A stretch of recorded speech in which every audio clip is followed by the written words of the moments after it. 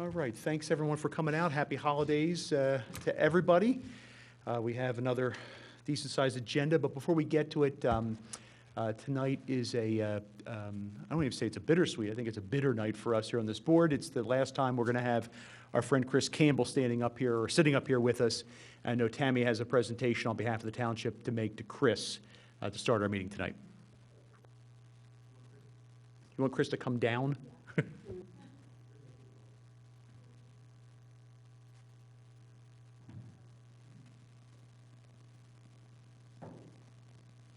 Hi, everybody. Good evening. Chris, thank you for coming down. Want to take an opportunity tonight to, of course, recognize your 10 years of leadership serving on the Parks and Recreation Board. Just for everybody who's here with us tonight and those at home, several years ago, there was a little bit of a low point with the Parks and Recreation Board. I think there was a question of just productivity and projects and things that they were working on, and how viable the board was, and how much the board was really contributing. And at that time, Chris really stepped up, and he really I'll say threw, I think, a really pivotal switch to the Parks and Recreation Board at that time when we didn't know if there was going to be a future of the Parks and Recreation Board, and I think Chris's leadership in holding the township accountable for the projects that the Parks and Recreation Board were working on, and the future of the Parks and Recreation Board was really, I think, a big key. He pushed back, whenever there were tough questions and tough topics. We talked about things like cell towers and parks. And I know those are things that ultimately, were decided upon by the Board of Commissioners. We talked about safety in our parks. We talked about inclusivity in the parks. There were a lot of topics. I know you were here and wrote everything out through the discussions with the Willows, and how we got to the partnership with the WPP, of course, ultimately. So there were a lot of things. And Chris always pushed through, but with a positive attitude and a can-do attitude. And like I said, I think he really changed the course in the future of the Parks and Recreation Board at that point. And he's always been there for staff, always ready to give a pat on the back, where it's deserved. Always, pointing out that with the projects that we do, that there's a cause and effect when it comes to maintenance, and trying to see the future. And the impact that those things bring along with them. So I think there's so much wisdom and so much leadership that Chris has brought to the board and brought to his colleagues on the board. And I know I've really enjoyed working with him. There's a lot of projects that we've looked at together with Radnor Activity Center. We met many mornings and afternoons to view and tour the facility, as well as some of the other park projects. And I really can't say enough about our time working together. So I just want to take an opportunity to thank him for everything that he's done, the service that he's given to Radnor Township and the community. It's forever in a better place because of him. So just want to say thank you. I don't know if anybody else wants to contribute anything. I certainly don't want to steal the entire floor. But I want to read the plaque in recognition of your 10 years of leadership and dedication to the Parks and Recreation Board, proudly serving the residents of Radnor Township from 2012 to 2021, presented to Christopher Campbell from Radnor Township. Thank you.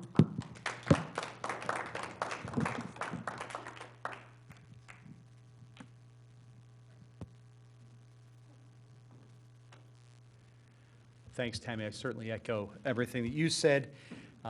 Certainly, it's been my pleasure to serve with Chris, and in addition to all the things Tammy said, he's been a real mentor to all of us that have joined after him, in addition to all the leadership, and we're going to miss his leadership, whether it's formally sitting here with the gavel next to him or sitting somewhere else, and hopefully he'll still be a participating citizen and share his thoughts, because they're certainly of value and will not cease being of value. I don't know if anyone else on the board wanted to add anything before we do our regular business. I just wanted to echo what's been said already. It's been fun and a pleasure working with you, Chris, and appreciated your leadership, and you are really going to be sorely missed on this board. I do hope you stay involved in parks and recreation issues. Sure I will. Thank you. All right, let's knock out some of the more ministerial duties. The approval of the minutes from November. Hopefully everyone had a chance to take a look at them. And I guess I'll make the motion for them to be approved. All right, all in favor? Aye. Those opposed? All right, the minutes are approved. Let's move on to our reports. Tammy, Parks and Rec, please. Yes, thank you, Mr. Chairman. I want to really highlight the Santa's Delivery event that just took place this past Sunday. We had amazing success again in our 9th year. We actually have seen the program grow considerably since 2019 or 2013. So I just wanted to kind of highlight the numbers and where they started and where they are right now. So we started out in 2013. We had 169 stops and 382 total gifts. This year, we improved so dramatically to 747 households and 1,719 gifts. So from our first year in 2013 to 2014, we grew by 62%. So the event made a dramatic leap just in its first year of existence. I think just, a lot of people just didn't really catch on yet. And then over the years, it's been steady and ranging between 10 and 20%. And this year was actually a 20% jump from 2020 to 2021. So we've had incredible success. Of course, we couldn't do it with all the help and all of the leadership that comes along with making this event happen. So I want to take an opportunity to thank all the fire companies that are involved. Of course, Radnor Fire Company, Bryn Mawr Fire Company, Broomall and Berwyn. Newtown Square, I know, rode along with us in some years in the past in Gladwin. We didn't have them on board this year just for various reasons, but they, over the years, have of course been the highlight, in addition to Santa Claus, of course, which our very own Bill Quinn, I think he's probably at home watching right now because he has pink eye that I think maybe he thought he captured on Sunday in some way throughout the delivery. We're not sure, but Bill has served as Santa Claus in his 2nd year this year, and then Chuck Madden, who is a former school board member, who's also been one of our liaisons that served on this board for many years, far too many I think I even know to count, but he also served as Santa Claus again this year. So I know we've been fortunate enough to have commissioners come along with us on the routes. I know Commissioner Sean Farhi joins us every year over in the Garrett Hill route, and of course Lisa Borowski joined us again this year over in her neighborhoods in Zone 5, and just the collective groups working together with the township staff, the police department, the Radnor Citizens Police Organization, the commissioners, the fire companies, the fire company staff. We get various volunteers from the community that step up and join us. It's just really a powerful night, an emotional night, a memorable night, and it's so exciting to pull up, on the motorcade and see all the kids super excited. So I just wanted to give a shout out to that event and just acknowledge that we had just great success again this year, and we'll be looking forward to coming back for our 10th year next year. In addition to Santa's Delivery, I just wanted to announce that our Daddy-Daughter Dance is going to be opening registration. We've actually renamed the event to the Sweetheart Dance, and we want to thank Villanova University and the Inn at Villanova University who will be hosting the event again. Registration is going to open and will be available next Wednesday for anybody that's interested. If anybody is interested, it is an event that sells out usually within an hour, so make sure you set up your registration ahead of time with an online MyRec account at our website if you don't have one set up already. That way you're ready to jump in and register as soon as it opens up at 9 a.m. on Wednesday. Lastly, just one more announcement I want to make, really just on behalf of the township. Our township went through a website redesign and transition. We're still Radnor.com, but the look and the feel of the website is entirely different. We have a new code red emergency notification system, and we have a Radnor Connect 411 application that are new. Obviously, the emergency notification system provides updates on weather and local alerts that are going on, so something that you would definitely want to register for and sign up for at the website when you get a chance to do that.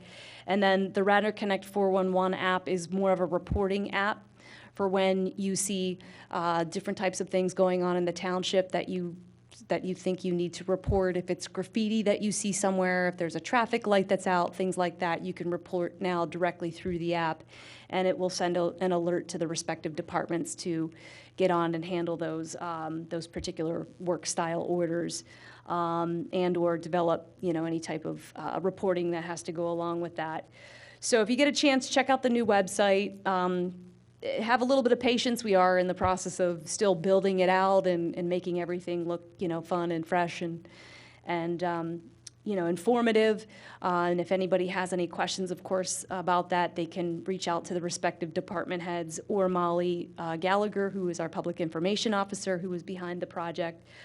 So we definitely want to give a shout out to thank everybody who's been involved with that. It's been about 1.5 years in the making, and definitely something we hope that brings a lot of great information to the township in a new and easier way to understand and view.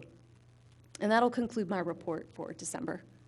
Great, Tammy. Thanks a bunch, and thanks to you and everyone on the Santa's delivery. There's 747 families you have listed here, but I can just tell you from my neighborhood, the number of people it had a positive impact on is at least triple or quadruple that. I just know in our neighborhood, there's a number of us whose children are a little bit older, but there were texts going around the neighborhood, and it's over on this street, it's over on that street, and all the kids and all the moms and dads that didn't have kids that were participating were still out on their driveway, and just what a great idea, what a great event, and my kids got gifts in that 2013 batch, and it's great to see it just ballooning. It's really fabulous. Board of Commissioners report. Commissioner Farhi. Thank you. So I just want to say to Chris, thank you for your many, many years of service. You're someone that I've gotten to get to know well. You came very highly recommended when I stepped on as an appointee. Andy Santillo, if you recall, he was on this board years ago, said a lot of positive things about you and said, hey, you got to meet this guy, he gets it. And you do. Again, you speak truth to power. You say things that are uncomfortable, but you speak from your heart, kind of like me, hopefully. So when I look at you, that's kind of, hopefully I try to emulate parts of, of how you conducted yourself. So thank you for your many, many years of service. I mean, Tammy just did such a great job thanking everybody for Santa's delivery. I only can thank Tammy and her staff of Natalie, Heather, and Tracy, because that's what I see. But Tammy, thank you for telling everyone at home there's a lot of cogs in that machine, and you run it all, and really, really great job, rewarding for the family, for the staff. It's great for the whole township, your department, the police, public works, our fire, everybody, and there's just so many people that I don't want to say anything because I'm going to forget somebody. So thank you for that, and thank you. So thank you. Other than that, happy holidays. All right, thanks, Commissioner Farhi. We do not have school board or shade tree representation here tonight, so I guess we'll move on to old business. And at the top of our list is Fenimore Woods. This has been an ongoing dialogue we've been having at least over the last 3 meetings and some other meetings in between. And I think we're going to continue that as we try to narrow this down and move it in a more concrete way. There is a revised motion, which we'll get to in a moment, but I thought we'd start out with the general and just first open up to our board about any kind of comments or thoughts that have occurred or developed since our last meeting they want to share, and then I'm going to open the floor for folks who I think I'm sure are here to add some additional comments here tonight.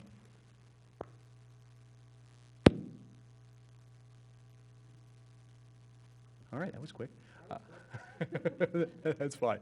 So usually in a lot of these boards, we do public participation last. I've sort of changed that a little bit the last couple of years. So if there's anyone here who wants to speak on Fenimore Woods, please feel free to take the podium and share some thoughts tonight, and happy to listen.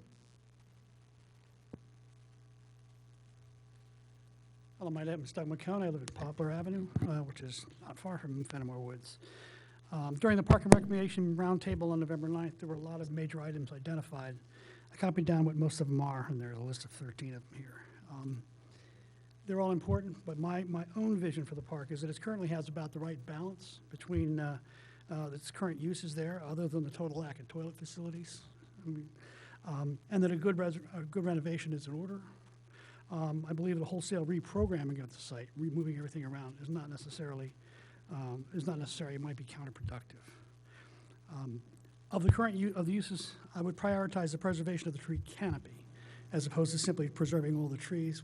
The canopy is the key thing to keep stuff. However reinvigorated the park is arranged, we should preserve as many of the healthy trees as possible and develop a long-term schedule, say every 8 to 10 years, to cull some of the older dying ones. And replant new ones, of course, in their place. Tree canopy provides natural shade for the people, the pavilion, the equipment, and while also absorbing much of the sunlight energy through the photosynthesis. It makes the park quite comfortable during all but the very hottest of days, and it's in this is in contrast to Clem McCrone, which doesn't have very much shade, makes it really tough. The same level of priority I would have would be having the pavilion in a central location where users can review the entire park, including watching their children down at the playground and watching them go up to potentially rebuilt bathroom facilities upstairs, up at the top of the hill where the existing stables could, and into the trees that go down. Am I over time here? You are not over time. Okay. In the trees. Its current location, I think, is ideal for this. I strongly recommend either repairing it or replacing it where it is. Current basic design, where it's open on all the different sides, is very good when it allows breezes to flow through, regardless of what what the general wind direction is. It's often booked and reserved by many organizations in the township and offers a delightful setting for a wide variety of uses. To my way of thinking, the restrooms should not be incorporated into the pavilion because it would force general public users to come into contact with people who've reserved it for specific purposes. I understand that the design for the other thing, which we discarded, had the two incorporated together. Equally important, we need restrooms for public use. Duh. Okay. And they absolutely must be fully handicapped accessible, including connecting to an accessible route on the site. Along the edge of the park where the existing old stable is a good location that's available to all but does not intrude on the rest of the site. The playground's very nice and not in a bad location, although, there might be another one that's better. I don't know. The important thing, however, is it needs to be brought into compliance with the ADA standards. There are standards to deal with playgrounds. The ADA law will require an accessible route from one of the parking areas to all of the major activities in the park. I'm sure that's true, but it can be done without cutting down a whole bunch of trees. Accessible routes and paths don't have to be straight. Okay? They can consist of curved pathways and a variety of other things, as long as the slope doesn't exceed 1 in 12 and the cross slope doesn't exceed 1 in 48. This can provide flexibility for the design. And the ADA requirements can be found at www.access-board.gov. I'm more than familiar with that. Okay. The pond is a little bit more complex. First and foremost, it needs to be part of the stormwater flow system in the township.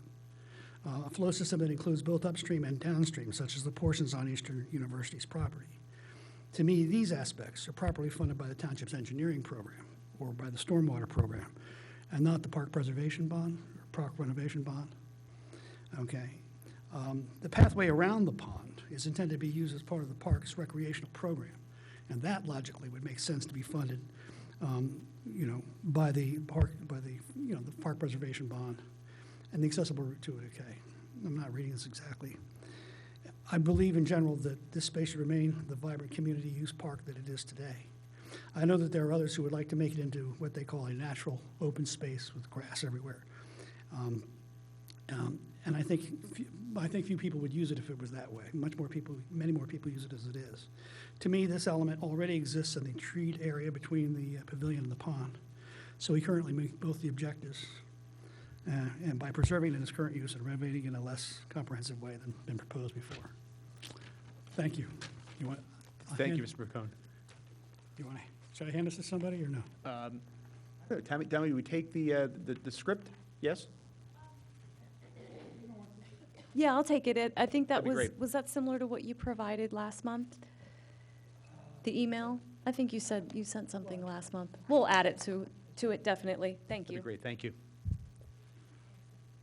Any other public comment this evening on Fenimore?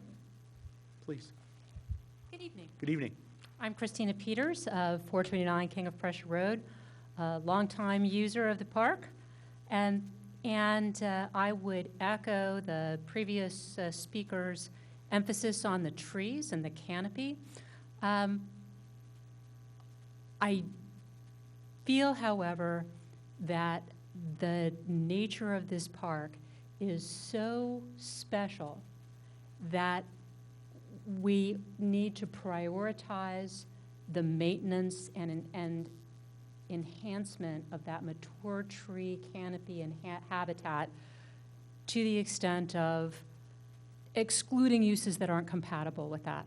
That is to say, if legal or other requirements mean we've got to do a bunch of grading to, once we fix the pavilion, let's not fix the pavilion. Let's put an accessible pavilion in another park where we don't have to take down that special habitat. That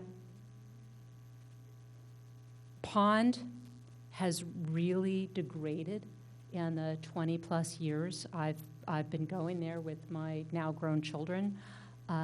It too needs a lot of attention.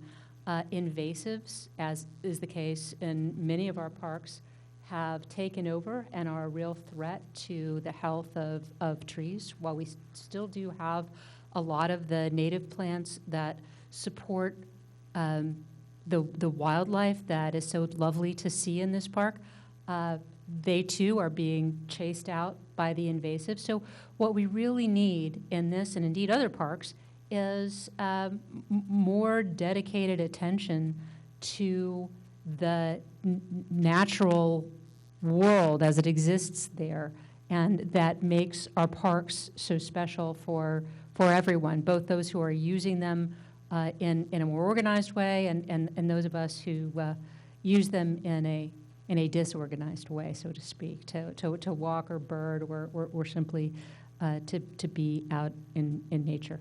Thank you so much. Thank you, Ms. Peters. Any other comment?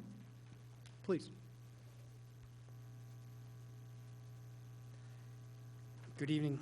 My name is Bill Marino. I'm a resident of Paul Road. Been here about 4 years, so I've been part of this conversation for a while. Just a couple of points I'd like to make. I'll keep it brief. One is there's a lot of development going on up there. There's some planned institutional that's being, I think, redeveloped by Greg Lingo. I think when you guys are thinking about how that park fits in, bear in mind that's going to change over the next few years as well.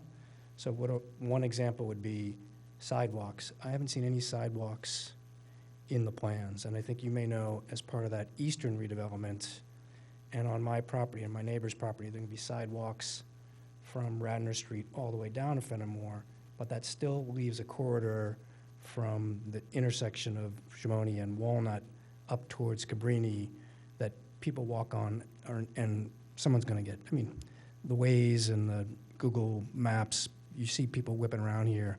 I think as a township, anytime we have a large capital improvement like this, putting in infrastructure to prevent that sort of catastrophe should be something people should be considering.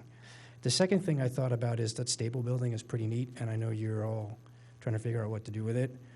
And I'm just put out there that I've talked to several people in the neighborhood about raising some equity to do that building in a public-private partnership to come up with an amenity for the neighbors.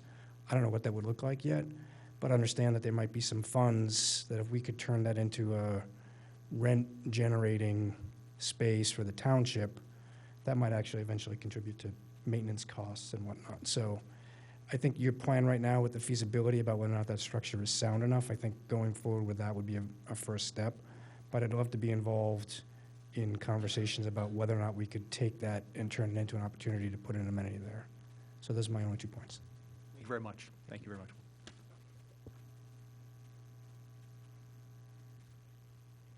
Any other comments? Okay, I'm going to shift gears just slightly on the same topic, and we have since our last, one of the things I think I don't know if we settled on, but at least we thought we need to start moving in some direction, and this has been a terrific exercise in getting a lot of input from folks, and we've had a lot of meetings, and that was one of our first steps we wanted to do with the phase two, I'll call it, of this whole project. But at some point, we need to start getting concrete about this, and one of the things that we started to tackle was that stable building. It's good segue. And to try to figure out what is feasible there, what is not feasible there, and whether or not it's something that can be a part of a potential renovation or not, because that will guide any number of other choices that will have to be made, since there is a certain amount of limited funds still remaining on the bond. So the last time this board, we had a motion, a recommendation to the Board of Commissioners that we did pass to, I think it was up to 20,000, was it, Tammy? To look into the feasibility. Since then, the township has secured a proposal from Gannett Fleming, which has a higher price tag, just under 25,000, although I would note from my reading, Tammy, and you can correct me, it looks as though the scope of that particular proposal is a little broader than what we had spoken about, in that there does appear to be built in some projections for rough drawings and concept drawings of what could be next, assuming there's a feasible plan to go forward. Am I reading that correctly? Yes. Okay. So I guess what we have, and we should, I think, have some discussion about it, is whether or not we wish to amend our prior motion, make a new motion, however we procedurally want to do it, to a figure that would encompass this particular proposal. And I assume that's the guiding motivation behind this being on the agenda? There is, yes. And also, just to disclose, this is on the agenda for the Board of Commissioners on Monday night. So given that this board was meeting prior to Monday night, I felt like it was important to bring it back so you would have an opportunity to see it with a concrete number before it actually goes to them. And that's great, thanks. And it's helpful to have that concrete number, and obviously everything we do here is advisory, and, but nonetheless, we are here to provide advice, so we'll take advantage of the opportunity. Thank you. So I'm going to throw, I think the best way to approach this is to at least discuss this a little bit, and then figure out if we're going to make amendments to what's on the table, or move forward with an up or down vote on it. So I'll cede the floor, since I tend to talk a lot, and see who else may have some input here.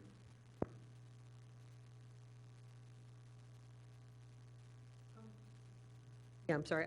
I had a question. I don't know, Tammy, if you were able to get a little more information on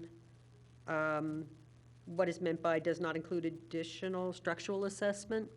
I think that was what I asked you about earlier.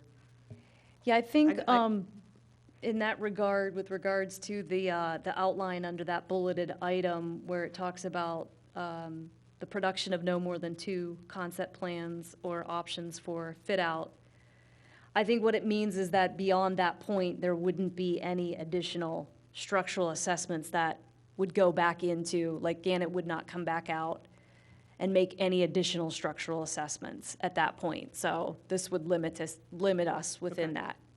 Okay. And then, of course, it goes on to talk about, I just wanted to point out the lack of mold and/or hazardous materials assessment. This proposal does not include Right. that. So concurrent to bringing this forward and keeping it moving, just in the interest of, wanting to get information that we have to review, Gannett Fleming is coordinating with one of their subcontractors to get a proposal for hazardous materials and mold evaluation. So that's something that we expect we'll find out, what is within that proposal in terms of a cost.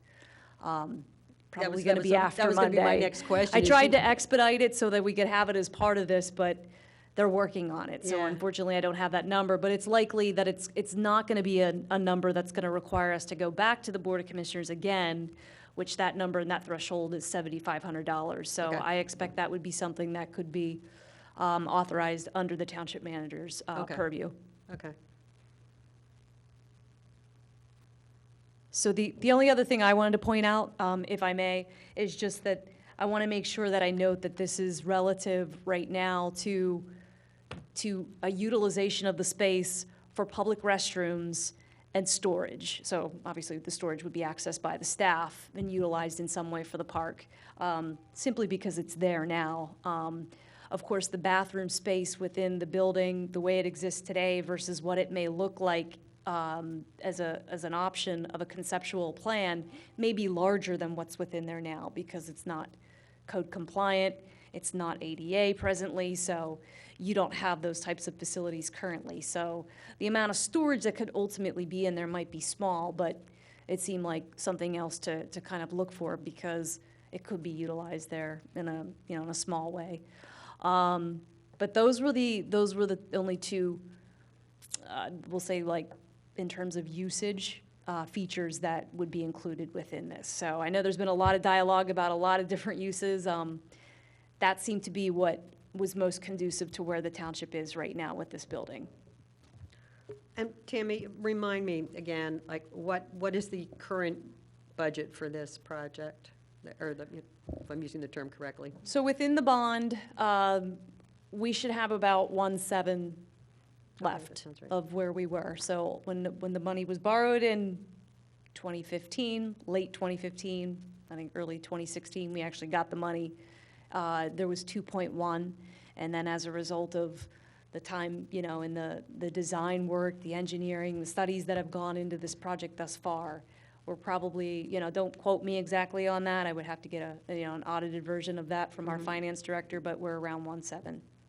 All right, so this additional $4,800 is rather small in comparison to the entire bond. It's not a major additional cost. So it would be an additional $24,860. Oh, for the feasibility study, yes. Right. But for this amendment to what we moved. Yes. You approved last time. This is just really a rather minimal, I guess that's the point I'm trying to make, probably not too well. This is really sort of a de minimis increase in what we talked about a month ago. Yes, just keeping in mind that it doesn't include the hazmat piece, and that it is conducive to the usage that I just outlined. Right. So if that is different, if the desires of the board or the community end up being different to that, that would require, you know, subsequent study if Right. it was to be utilized in some other fashion. Right. But again, if the interest in the community is preserving the building, the most likely usage, obviously, is to, you know, restore the bathrooms, restore them in a code-compliant way so that they're, you know, set up properly with sanitary sewer, accessibility, you know, all of the different requirements that will go into having a public space. Right. Okay. Tammy, are we aware of any historical best practices or requirements that might be part of this, or does Gannett Fleming have experience with historical buildings? So in other words, they did this study and we looked at a project to renovate this building. Are there certain things with historical buildings that need to be done in a certain way that could raise costs, et cetera? I mean, what experience do we have with that type of thing? Well, I think Gannett Fleming could certainly interface with a firm to advise them in that regard. I think they have some knowledge and inner working with historic buildings. I would have to understand that a little bit more through our contact there, but I certainly feel like confident they would be able to interface in that regard and figure out what would be needed. And I know this came up at the last meeting of what the historical value of the building is. I think that's something that's important too, and I think it was brought up that, you know, perhaps Radnor Historical Society had some more information potentially to bring forward on that. Can I jump in here? So, great point, Chris, which is why it's going to be sad that you're leaving the board. If the chairman, Bill, if you want to maybe reach out to people on HARB or people on design review, maybe there's some expertise there that we can call upon. Just kind of just a quick, off the top of my head, obviously we need to know the engineering, that side, is it going to work, is it structurally sound? But when it comes to our community, who knows it best other than the people that we appoint to these boards? So I'll leave that up to you if you guys know anybody or want to reach out. That may or may not make sense, depending on how you feel. I think it's a good idea, Commissioner. Thank you. So I just want to make sure, I know that I heard a lot of talk from all of the folks that came to the table last time about the pond. So this 24,000 doesn't include any kind of assessment of the pond or anything regarding the pond, correct? It's just the actual. So do we have enough information to make any decisions about the pond and how that's going to work with the plan? In other words, do we want to include any assessments or could be included? Because I think the pond is a big deal. I keep hearing that they want to make sure, they want to know where we're going. So I'm just asking, this does not include it, and where can we go with that, addressing that, I guess? It's my So this does not include the pond. This is exclusive to the stable building, and exclusive to everything within the building. So even as it would pertain to any accessibility to and from the building, our contact at Gannett Fleming will certainly interface with our design firm, Gilmore and Associates, which is engaged on this project, so they would work together in that regard and how those would exist and work together. But this does not include the pond. The pond would have to be a separate evaluation, a separate study to make determination. I know, we've had some preliminary evaluations done relative to the flow to, through the Gulf Creek, relative to the site, but further study and further engagement will be needed relative to the pond. But the fee, Tammy, that would be required for the mold, which you believe would fall under a $7,500 cap, that money, while not large in the larger scheme, would that also be run down off of the bond money? It would, yes. Okay.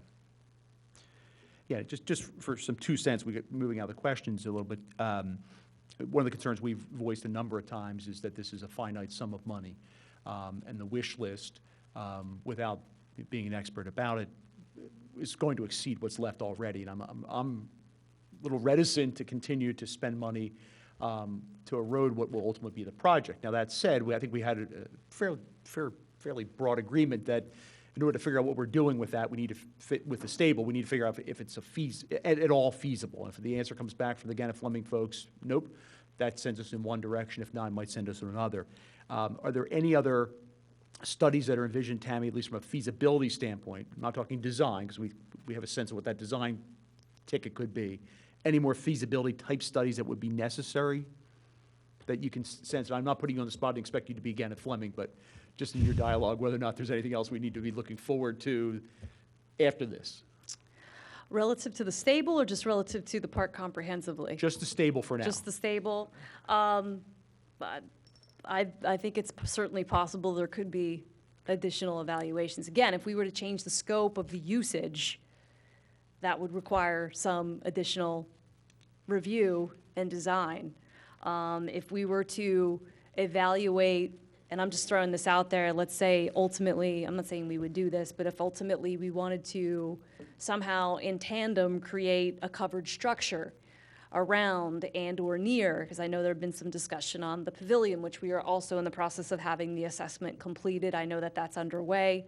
That's something we should be reviewing shortly and have in time for our January meeting, just as a side note. But, if we come back and we make a determination that, we think we may want some sort of a covered space in or around somehow near the stable, because I know that's been brought up, then that would be that would be an add-on, evaluation. Obviously, there's an economy of scale for the work that's already been done, and keeping Gannett Fleming obviously engaged in that would be helpful, as we're doing with Gilmore and Associates, have been engaged in this project all along.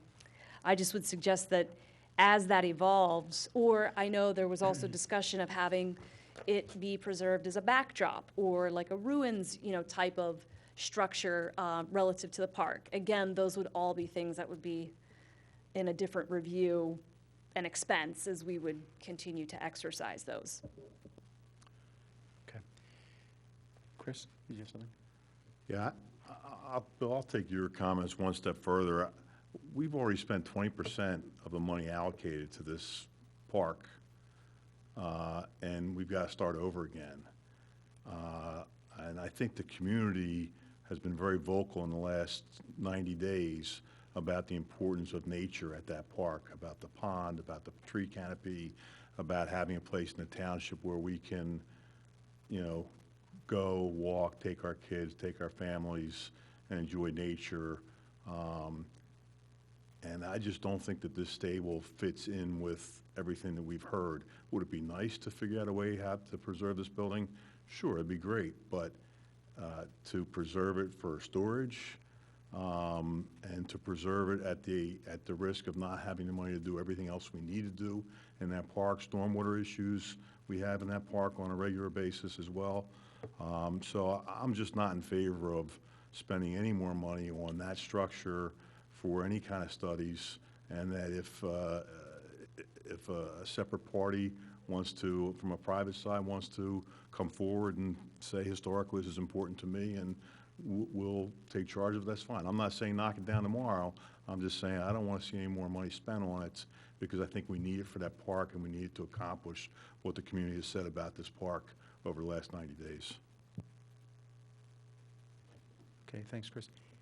Anyone else on the board with any comments about this particular topic? And then I'll see if we can get a motion. I'll try to craft what's on there, or just read what's on there as a motion, and we can put it for a vote or amendment. Correct me if I'm wrong. With the stables, was it also talked about are the restrooms included with this? This would conduct feasibility to convert them to a public space for restrooms, yes. As So it well. currently has restrooms inside of it now, but they're not code compliant, there's no accessibility. They're deteriorating Right, yeah. pretty significantly. Obviously, the building's been somewhat shuttered. There's also no sanitary sewer, there's no electric, there's no water, well, I think there's water, so. But there's a significant amount of work that would need to be done. But this doesn't, this would just, like I said, it would include restrooms that would service the rest of the park. Which I know we've gotten into usage discussions as well, so we're riding on the premise that the usage would stay the same based on what currently exists. Question. No, you're not ADA expert here.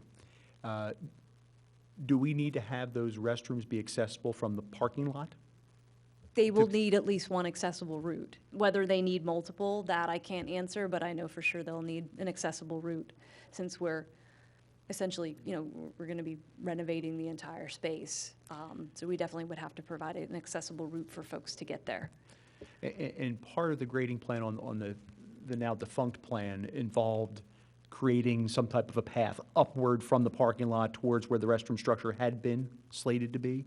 Is that right? They were being raised in the prior, the stable was being raised, the building was being, Right, but the bathroom facility was going to be uphill from the current parking lot, right? yes, well, it was somewhat still in the central Middle, yeah. location. Yes, and so there was going to be accessible pathways, not only from the lower parking lot, because it was taking you in and up to the playground, which was in that design proximate to the restroom/pavilion structure, but then also from the upper parking lot down as well. Thanks. Any other questions from the board, comments from the board? I'll try to craft what's on our agenda into some type of a motion for up or down. All right, I think the easiest way to address the agenda item is just to have an up or down whether or not we as a board would recommend the Board of Commissioners to engage Gannett Fleming on the terms stated in the proposal that has the $24,860 price tag. I don't know if anybody has any different thoughts on how to approach the motion. All right. So why don't we, I'll make the motion, someone can second, and then we can vote on it. I'll second. Okay. All right, all in favor of the motion? Aye. Aye. Those opposed? All right, 4-1. We would make that recommendation to the BOC, and I would note that I'm a close vote on that. Mr. Campbell almost got me to be at number 2 there. But at some point in time, we're going to throw all the money away planning and have nothing left to do with those plans. And I think we need to have a larger vision than just this bond, or at least some type of an idea whether this is solely the pool of money we're going to have, or if there's a vision to supplement it in some way, because I think what's left wasn't enough to cover the prior plan, and a lot of those elements of the prior plan, not the specific elements, but at least putting in facilities and ADA type things are going to have to be part of any plan that we have, albeit they'll take a different form. So I think we need to be cautious moving forward, but let's at least figure out what we have up there at the top of the hill with the stables. So thanks, Tammy, for putting it on the agenda. All right, let's move on to our agenda. The next is capital budget. Tammy, anything on that one? No, just, I mean, just as an update to our discussion that we had in November, I'm hoping that this is an item that will come back before you guys in January.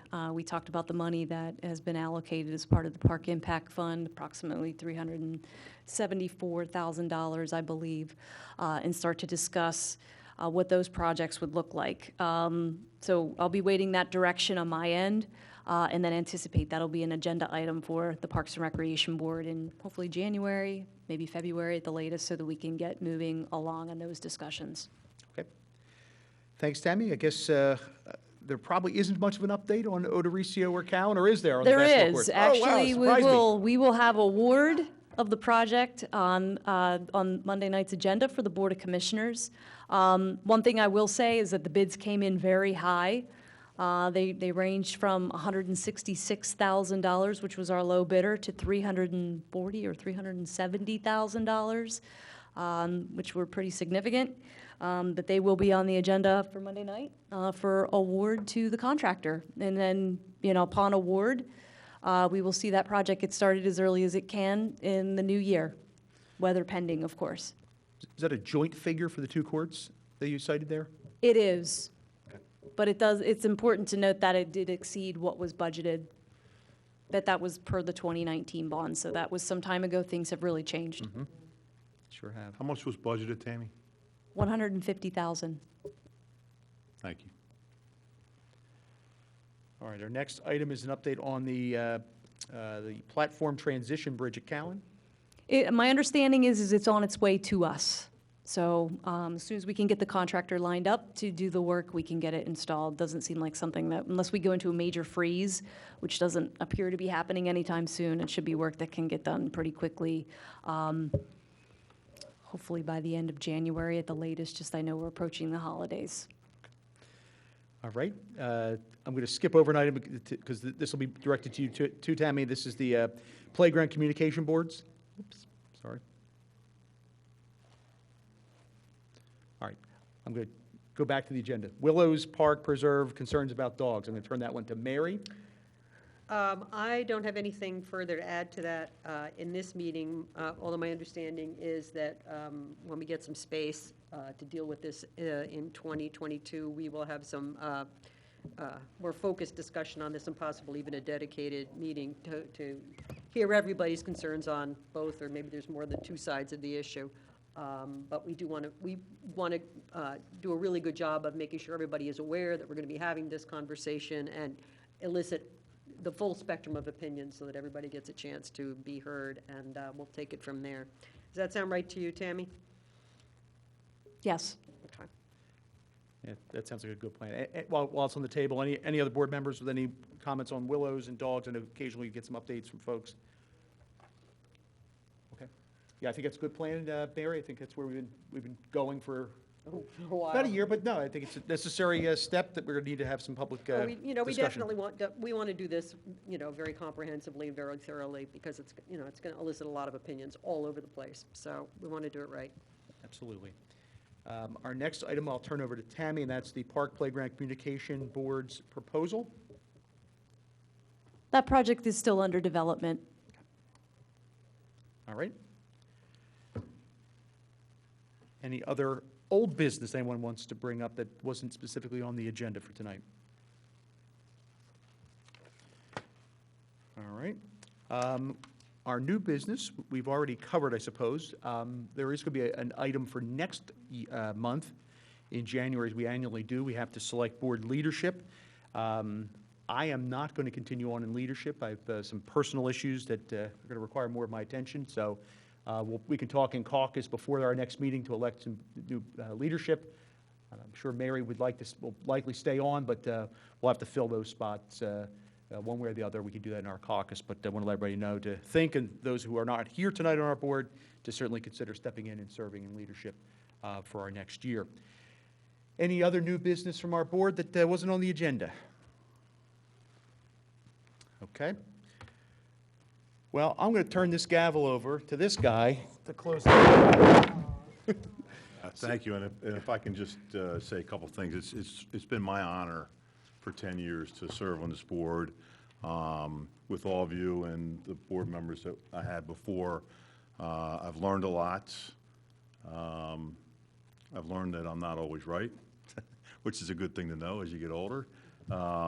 And, you know, most of all, what I've learned is that having something like Tammy run our Parks and Recreation Department for this township, we are so fortunate in the care and the thought that she puts into the programming and the planning and the events for this township. It's one of the top things about living in this township, and I just wanted to publicly thank Tammy for helping me through these 10 years, teaching me through these 10 years, and you know, getting me to the finish line here, and thank you very much. Thank you, Chris. We'll look forward in another year or two of you coming back for another 10 years. All right, take us home. All right.